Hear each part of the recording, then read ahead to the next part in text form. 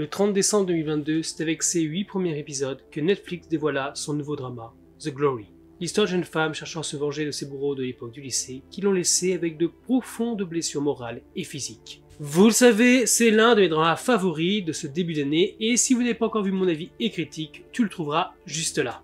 Aujourd'hui, j'ai donc décidé de continuer l'exploration du monde de ce drama, et de vous parler de 15 faits autour de celui-ci. Et si tu te demandes ce qu'il peut y avoir de plus à dire sur celui-ci, eh bien tu vas voir que le drama n'a pas forcément livré tous ses secrets. Wangida!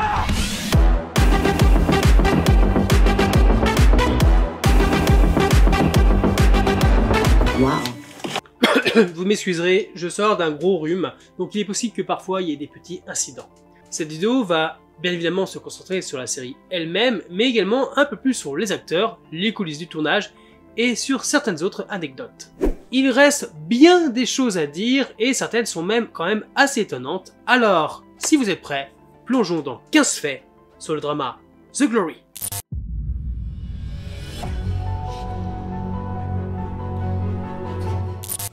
On commence donc par le début. Le drama dont le thème soulève la question de l'intimidation part en fait d'une question surprenante que la scénariste de The Glory, Kim Hyun-soo, a reçue de sa fille alors que celle-ci était au lycée. La question de celle-ci à l'époque était « Serais-tu plus blessé si je battais quelqu'un à mort ou si j'étais battu à mort ?» Évidemment, elle a d'abord été horrifiée par cette question, mais c'est pourtant ce qui lui a fourni le point de départ pour l'écriture de son histoire, tout en menant quand même diverses recherches pour déterminer l'état mental des survivants du harcèlement scolaire. Et l'une des choses qui a attiré son attention, qu'elle a tout de suite remarqué, est que les survivants n'ont pas exigé de compensation matérielle à leurs bourreaux, mais plutôt des excuses sincères. Car en vérité, lorsque la violence se produit, la victime perd des choses invisibles, comme la dignité ou encore l'estime de soi.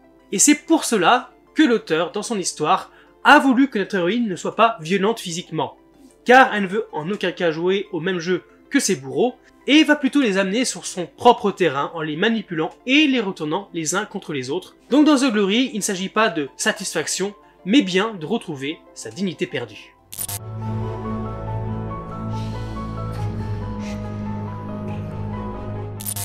Dès les débuts du drama, dès ses débuts, le drama a joui d'une popularité fulgurante, non seulement en Corée du Sud, mais aussi dans tous les autres pays asiatiques, et bien sûr dans le monde entier. Mais outre les retours excellents, la série de Netflix a également reçu des critiques assez mitigées de la part des téléspectateurs, mais aussi des experts du milieu. Car selon eux, The Glory était trop graphique et surtout trop choquant. En particulier la scène où le groupe d'intimidateurs est vu en train de brûler le bras de l'héroïne avec un fer à friser. Jugée trop violente après la diffusion de cette scène, elle a suscité de nombreuses discussions parmi les téléspectateurs et les utilisateurs de communautés en ligne. Tous ont bien évidemment loué les acteurs et leurs talents, mais ont également exprimé leur choc face à la cruauté de cette scène. Par la suite, l'auteur de la série a répondu à ces critiques en disant qu'il voulait vraiment dépeindre une histoire réaliste qui sensibilise à la violence à l'école, qui la plupart du temps est déguisée en farce entre amis. Et le plus choquant est qu'ici, cette scène est inspirée de faits, d'événements réels. 여중생이 동급생 친구들에게 20여일 동안 상습적으로 폭행을 당해 온몸. Nous sommes en 2006 où une étudiante qui fréquentait un collège pour filles à Chungju a été régulièrement agressée par un groupe de camarades de classe et surtout sa meneuse. Un jour, celle-ci a brûlé le bras de sa victime avec un fer à friser, a griffé sa poitrine avec une épingle à cheveux et lui a même volé son argent parce qu'elle était simplement arrivée en retard à la convocation de son bourreau. Suite à cette histoire, le district de Chungju a émis un mandat d'arrêt contre l'auteur des faits. Et j'ai envie de dire, heureusement. Et les téléspectateurs ont vraiment été choqués d'apprendre que ces scènes pouvaient vraiment exister. Et ont même pointé du doigt le fait que, au final, personne n'est vraiment en sécurité, peu importe où on se trouve. Mais attention, ce n'est pas le seul fait dont s'est inspiré The Glory. À Kyushu, au Japon, un garçon a subi de violences scolaires similaires et a comploté sa propre vengeance. Comme l'héroïne, il a choisi sa scolarité et sa carrière avec un esprit de vengeance, se spécialisant alors dans la chimie. Cela lui a donc donné les connaissances et les ressources nécessaires dont il avait besoin pour mettre en place son plan 12 ans après avoir été victime d'intimidation. En fait, il avait l'intention de tuer 40 de ses anciens camarades de classe et 5 anciens professeurs lors d'une réunion qu'il aurait lui-même organisée. Heureusement, son complot de vengeance a finalement été déjoué. Mais, sans déconner, ça fait quand même froid dans le dos.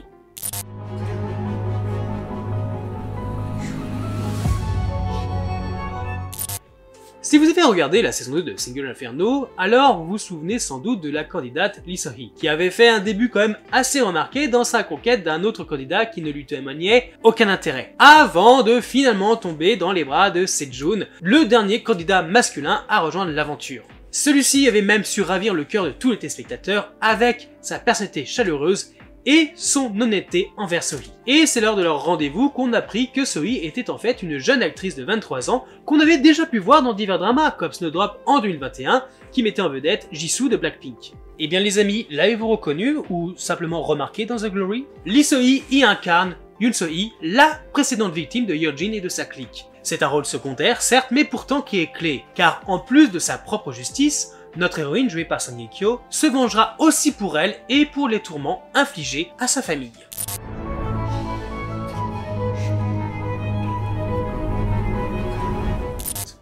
L'actrice incarnant Choi-jeon, Cha Jo-yeon, a évoqué son tout premier défi de danse avec le groupe masculin Seventeen, et comment le membre So-won l'a aidé à le faire malgré sa nervosité. En fait, elle a récemment participé au défi Fighting de la sous-unité de Seventeen, BSS, qui est rapidement devenu viral. C'est d'ailleurs lors d'une interview avec Esquire Korea qu'elle a tenu à exprimer sa gratitude envers So-won, car il lui a fallu beaucoup de courage pour le faire. Surtout que, à la base, rien n'était prévu. Elle était juste venue chercher un prix et une chose en entraînant une autre, elle a fini par faire le challenge. Et voyant comment elle était nerveuse, So-won l'a aidée et lui a facilité l'apprentissage de la danse. Grâce à son soutien et ses conseils, elle a donc pu s'en sortir sans problème. Je sais pas pour vous, mais moi je trouve comme ça très cool ce genre d'interaction entre deux artistes qui n'ont pas forcément le même monde.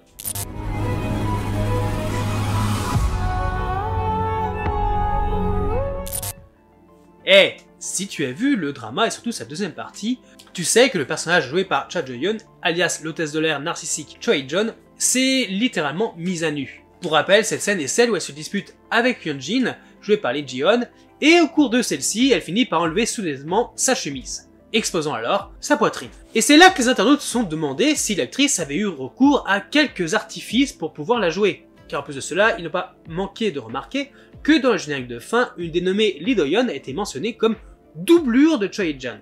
Ce qui a conduit les fans à cette conclusion. Certains ont même déclaré que la production avait sans doute utilisé l'infographie et une technologie de pointe pour remplacer le corps de l'actrice par celui de sa doublure. Mais est-ce vraiment le cas? C'est dans une interview pour Osen que Cha Jo-yeon a répondu aux questions que beaucoup se posaient sur son rôle, y compris celle-ci, quand même assez brûlante. Était-ce son corps lors des scènes de nu ou était-il édité? Elle en a donc parlé en ces termes. J'attendais ce jour, c'est une scène dont j'ai beaucoup parlé avec le scénariste et le réalisateur. Et c'est quelque chose que je savais que je devais faire dès le moment où j'ai décidé de jouer le rôle de Yeojin. Yeojin elle-même a clairement indiqué dans l'histoire qu'elle avait subi une chirurgie d'augmentation mammaire. Mais ce n'est pas mon cas. Je sais que c'est la partie qui intéresse beaucoup de gens, à savoir si des effets spéciaux ont été impliqués dans cette scène. Oui, c'était mon corps. Dans la scène avec Jae-jun, quand mon dos est visible, ici, doublure a bien été utilisée. Mais dans la scène où je porte une simple chemise et que je l'enlève, c'est mon corps. Oui, cette partie était bien mon corps. Mais à côté de ça, elle a aussi révélé qu'est-ce qu'elle a dû faire pour que son corps soit en accord avec celui de son personnage. Comme prendre quelques kilos, ce qui l'inquiétait assez au début. Et elle est aussi revenue sur sa longue préparation ainsi que les recherches qu'elle a dû faire pour donner vie au personnage unique de Yeojin. L'actrice est donc complètement impliquée en son rôle, aussi bien mentalement que physiquement, et on peut dire qu'elle l'a joué à la perfection.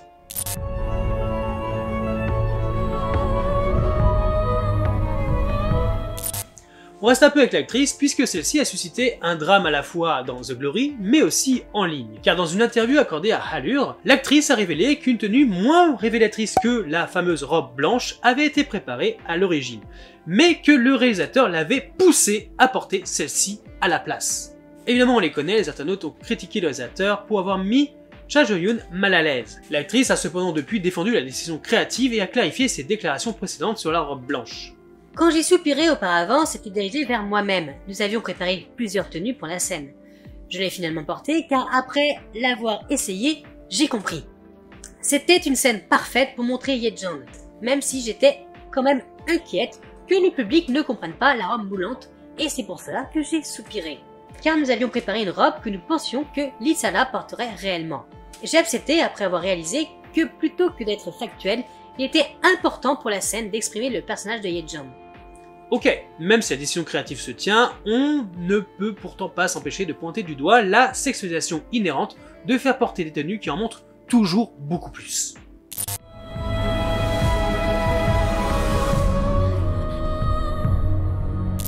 Petite anecdote, lorsque le casting de The Glory a commencé, tous les acteurs qui ont été choisis pour le drama ont fait l'objet d'une enquête pour vérifier s'ils n'avaient pas des antécédents d'intimidation. Malheureusement, cette enquête n'a pas été étendue à toute l'équipe de tournage. Et ironiquement, le 10 mars dernier, c'est le réalisateur de la série, Han Gye-hyo, qui s'est vu accusé d'intimidation et de violence scolaire en 1996 par un ancien camarade de classe. Le témoin a fini par sortir de l'ombre après avoir appris le culot du réalisateur d'oser faire une série sur ce sujet, étant lui-même un ancien harceleur scolaire. À l'époque, la victime et ses amis, bien ne partageant pas la même école que le réalisateur, se sont vus menacés et agressés, suite au fait qu'ils auraient apparemment taquiné la petite amie de l'époque du réalisateur. En représailles à cela, Han Gye-hyo et 10 de ses amis les auraient donc violentés pendant 2 heures, parlant même de couteaux et de les poignarder. Oui, ça va quand même loin.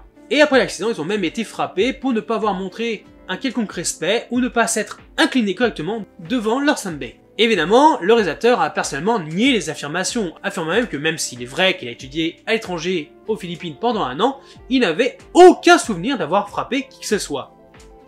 Mais 2 jours plus tard, soit le 12 mars, le réalisateur finit par admettre ses antécédents d'intimidation et s'est même excusé dans un communiqué de son avocat. Le réalisateur Han Gye-hyo avait une petite amie avec qui il a commencé à sortir à l'époque, alors qu'il étudiait à l'étranger aux Philippines en 1996.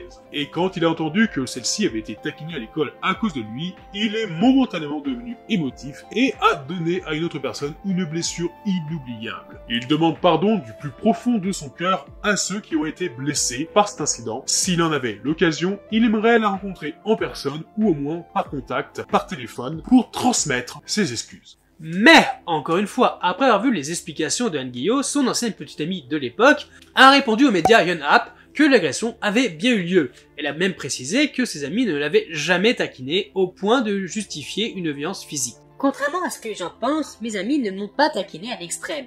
C'était plus comme des plaisanteries habituelles entre amis. Si j'avais su que mes amis seraient agressés comme ça, je ne lui en aurais jamais parlé. En fait, pour donner un peu plus de contexte, les moqueries seraient venues du fait que les amis de cette jeune fille auraient donné un surnom se moquant des jambes courtes d'Han Gye-hyo.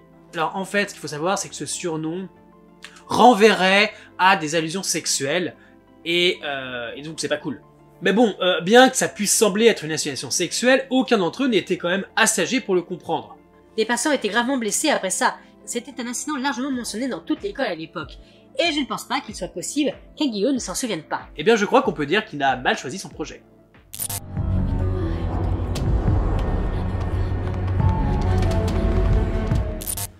Shi Yi-eun, qui incarne la version jeune de Park Hyun-jin, l'antagoniste et la harceleuse du personnage principal, a été quand même assez marqué par son personnage dans The Glory. Bien que depuis la sortie du drama, tout le monde fait l'éloge de ses capacités d'actrice, très convaincante dans un rôle pourtant difficile d'un personnage particulièrement cruel et détestable, eh bien le 18 mars dernier, la jeune actrice a été l'invitée de Point of Omniscience Introvert sur MBC. Durant l'épisode où elle apparaît, elle a révélé que le tournage de The Glory avait eu un gros impact sur elle, et qu'elle avait été profondément affectée par son personnage. Elle a expliqué que même si c'était juste de la comédie, de la fiction, parfois elle sortait complètement de son personnage pendant le tournage, se demandant alors qu'est-ce qu'elle était en train de faire, visiblement perplexe devant ses gestes et les pleurs de sa binôme de jeu. Mais plus encore, elle a également confié que jouer ce personnage si sombre a fini par lui donner des cauchemars, lui causant alors des insomnies. Qu'on le veuille ou non, on n'évalue jamais le véritable impact que peut avoir certains métiers, et dans ce cas certains rôles, sur la psyché de leurs interprètes.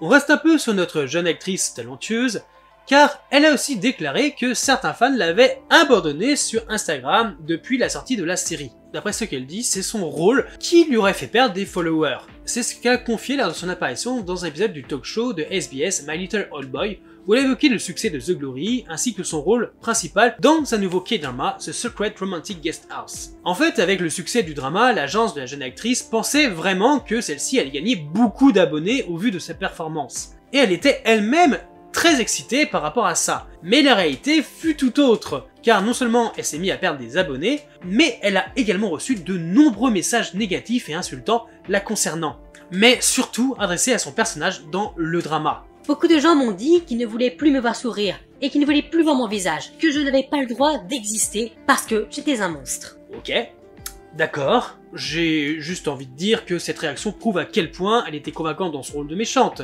mais aussi que cette expérience est un parfait exemple de gens qui ne savent vraiment pas faire la différence entre la réalité et la fiction. C'est vraiment triste, et je les encourage à consulter.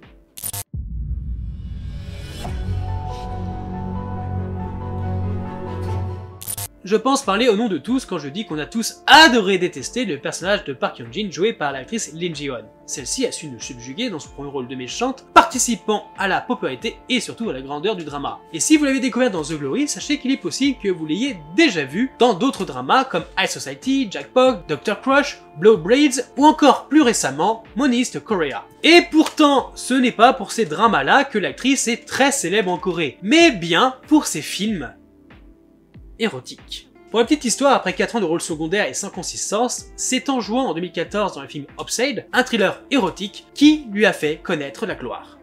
Expérience qu'elle renouvellera un an plus tard avec le film historique provocateur The Treacherous, dans lequel elle n'a pas pu résister de jouer du fait de son scénario fort et de ses personnages charismatiques.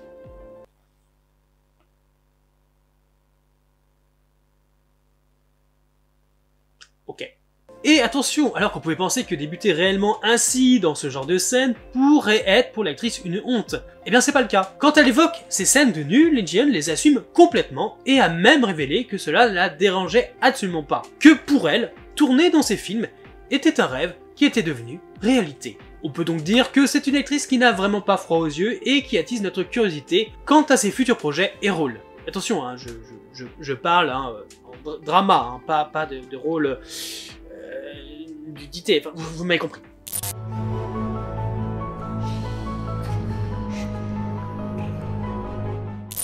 The Glory est un K-drama avec de nombreux personnages qu'on ne peut s'empêcher de détester. Il n'y a pas que Park Hyung-jin, hein, il y en a encore beaucoup d'autres. Comme par exemple Lee Seok-jae, le mari abusif de Kang Eun-nam, la complice de notre héroïne. Et récemment, l'acteur Yoo Seok-in, qui le joue, est apparu sur la chaîne YouTube Tech and Joan pour une interview où il a fait une révélation assez surprenante. Le premier jour au tournage, je me suis présenté sur le plateau. C'était une scène où je devais être violent avec ma femme, je n'étais donc pas maquillé, je n'avais pas besoin de me coiffer ou quoi que ce soit, je ne portais même rien de chic. Je me suis littéralement présenté comme moi-même. Et pendant que j'étais en attente de ma scène, je me promenais dans le quartier, pratiquant alors mes lignes. C'est à ce moment-là qu'un membre de l'équipe de production a averti le réalisateur pour lui demander si on ne devait pas me dire de partir, car selon lui, j'avais l'air un peu ivre et donc quelque peu dangereux. Je pense donc que je les ai mis mal à l'aise. Quand le réalisateur a annoncé qu'il devait tourner ma scène, je suis monté sur le plateau. C'est alors que le personnel a paniqué et a crié « Attrapez cet homme! Sortez-le du plateau !» Et c'est donc à ce moment-là que le réalisateur est devenu complètement confiant d'avoir fait le meilleur choix possible en me confiant le personnage. Je crois que son rôle en a traumatisé plus d'un, et en tout humour, l'acteur a rassuré les téléspectateurs qu'il n'avait jamais frappé personne de sa vie et que malgré son apparence, il ne peut pas boire d'alcool. Néanmoins, il s'est bel et bien investi corps et âme dans son rôle et l'a rendu plus que crédible. Suffisamment même pour qu'il soit élu l'un des vrais grands méchants de The Glory.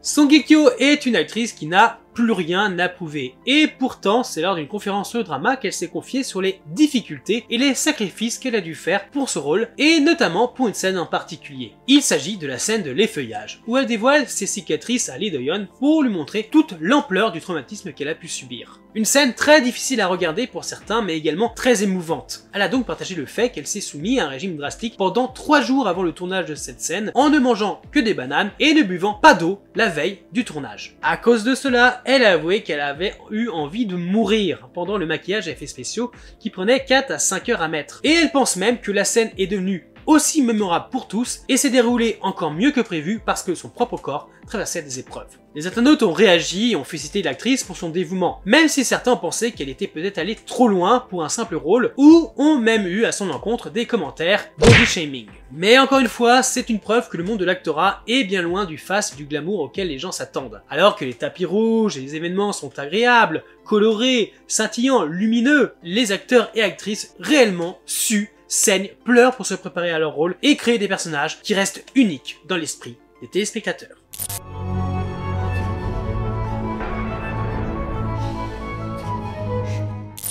Parmi notre casting haut en couleur, Kim Yola a conquis tout le monde par son interprétation de l'artiste toxicomane Lee Sala. Une scène en particulier s'est démarquée, c'est celle où Sala, droguée, hallucine sur un serpent qui rampe vers elle. Beaucoup ont donc supposé, et à juste titre, que le serpent était sans doute un CGI. Cependant, lors d'une interview, l'actrice a révélé qu'il s'agissait en fait d'un vrai serpent. J'étais allongé sur le dos quand le personnel a dit « le serpent est là ». Ils m'ont montré et m'ont dit « dites bonjour, c'est la costard avec qui vous allez jouer ». C'était un serpent géant dans une boîte. Mais attention, attention, le serpent n'était pas qu'un simple reptile, mais bien un acteur hautement qualifié qui est déjà apparu dans divers autres dramas. L'actrice a même plaisanté en l'appelant Snakes and Bending. Perso, je vous le dis, cash, je n'aurais jamais pu. Je déteste les serpents.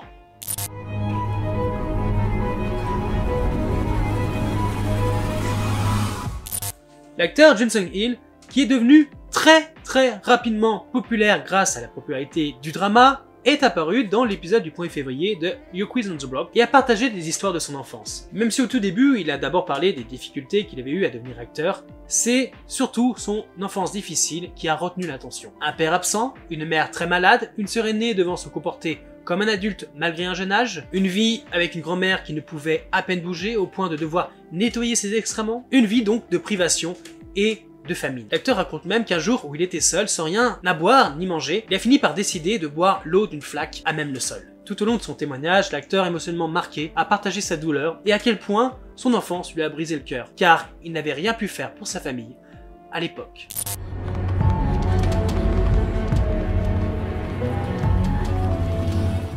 Et on finit nos 15 facts avec la moins palpitante, la moins intéressante, mais quand même un peu amusante. Car si vous l'avez loupé, l'acteur Lee Do-yeon et l'actrice Lee Ji-yeon sont en couple. C'est le 1er avril que ceci a été dévoilé. Et malgré la date, non, ce n'était pas une blague. C'est le média coréen Dispatch qui a annoncé que Lee Ji-yeon et Lee Do-yeon ont été aperçus en rendez-vous à plusieurs reprises au cours des 4 derniers mois. Par exemple, le 15 décembre, malgré le brouillard, Lee Ji-yeon a été vu en compagnie de l'acteur dans le quartier de Gumho à Séoul, où justement habite l'acteur. Ils ont fait un petit bonhomme de neige ensemble et ils ont même pris quelques photos. Ou encore le 14 mars, un jour qui est quand même assez spécial en Corée puisqu'il s'agit du White Day, un jour où les hommes sont censés faire un cadeau à la femme qu'ils aiment, et bien ce jour-là, les deux acteurs ont été vus en rendez-vous amoureux mangeant des chocolats, encore une fois dans le quartier de Gumho. Mais on peut aussi se référer au fait qu'après des dîners d'équipe, après le tournage, c'est la manager de Lee Ji-yeon elle-même qui raccompagnait l'acteur, non pas chez lui, mais chez l'actrice, assez souvent. Suite à ces rapports, les agences de Lee Do-yeon, Yeowa Entertainment et Artist Company, celle de Lee Ji-yeon, ont donc officiellement confirmé leur couple. Et si ça ne suffisait pas pour vous convaincre, sachez que le week-end dernier, l'actrice a remporté le prix du meilleur second rôle et elle a remercié son petit ami lors de son discours. C'est mignon. Et voilà, c'est ainsi que se conclut notre vidéo. C'était les 15 faits que vous ne connaissiez peut-être pas sur The Glory. N'hésitez pas à me dire s'il y en a un en particulier ou même plusieurs qui ont retenu votre attention. C'est la première fois que je teste ce genre de concept, alors j'espère que la vidéo vous a plu. N'oubliez pas que si vous voulez me soutenir, ça fait toujours plaisir, mettez un petit pouce, abonnez-vous ou partagez la vidéo. Et vous pouvez aussi me soutenir sur tous mes réseaux sociaux présents en description. Je vous dis à bientôt pour une nouvelle vidéo, et bien sûr dans les commentaires. Bye les Drama Bavard.